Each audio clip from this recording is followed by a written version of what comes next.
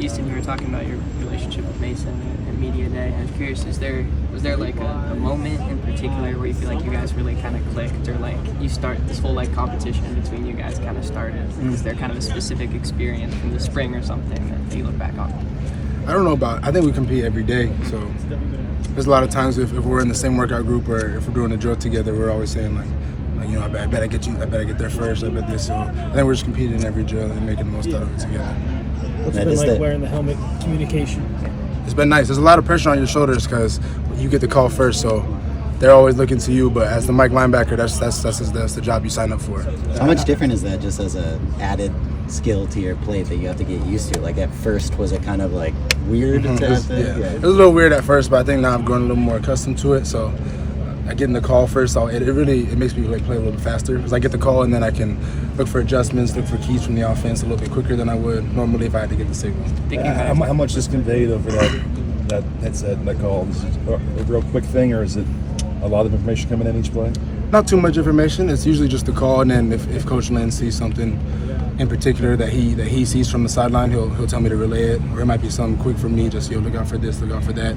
Tell the D-line this, tell the D-line that. So nothing too crazy. Thinking about your responsibilities last year at Oregon State, does it kind of help streamline the process a little bit? You know, the process. Yeah. I mean, just having the green dot, you know, having that in-ear communication, does it help kind of streamline your responsibilities a little bit? Just how does it kind of compare? Yeah, for sure. Like I said, just the ability to get the call early, I think it helps our defense a lot. So they can look, especially too, if I can get the linebacker, you got to get the front call to line and adjust it. Same with the whole defense. So I think for me, like I said, there's a little more pressure on your shoulders, but you can relay the call a little bit faster to everybody. And yeah, my responsibility just goes up with that height.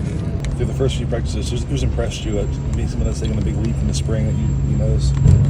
I would say the entire D-line. The entire D-line has made giant leaps, and without them, we don't make no plays. So shout out to all of them, Kobe, Bear coming back. I'm sure I can name the whole entire D-line, but when they make their job harder, it makes my job a lot easier. So shout out to D-line. We just talked to Kobe. What's the big difference you see in him? I think just his intent, man. He's coming every day a little bit harder. He's in the backfield every play, disrupting, holding double teams for me, like I said. So when he's doing his job, man, I got to take my damn one day soon. You had a couple freshmen in the spring. What have you seen from those guys in terms of jumping into the summer and how they've started?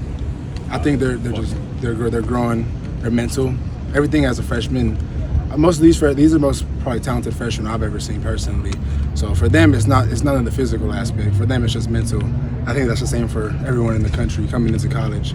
High school football and college are very different from a mental standpoint. So I think for them, it's just learning the playbook every single day, learning the techniques of how to block the struck, how to tackle, how to call and really run a defense as a linebacker. But they're doing good every day, and then they're getting better. How's your working relationship with the other veterans like Gentry, Rajon Davis? How's that going? It's great. It's good knowing that there's people on the team with experience, people that have played in big games, big moments, and just for them, it's kind of like talking to a friend, just like, yo, like, make sure we're doing this, make sure we're doing that. It's not like talking to a younger guy where you got to really instruct them on how to become what we're trying to become as well. But I mean, it's all just experience. So having experienced guys around you is really comfortable for you. What's been your approach towards film study, and how's it helping you so far? For film study, I'm really just trying to look at a lot of NFL tape now. So for me, trying to get the playbook dialed down, almost there, but I'm trying to get the playbook dialed down to a T, and then really looking at guys at the next level just to see how they perform in big moments and really how their techniques. And I like watching a lot of Roquan Smith. I like how he plays. I actually watched one of his plays yesterday against the screen, and I translated it onto a play. So just things like that where I can translate people that are doing it at the highest level and try and do that in my game as well.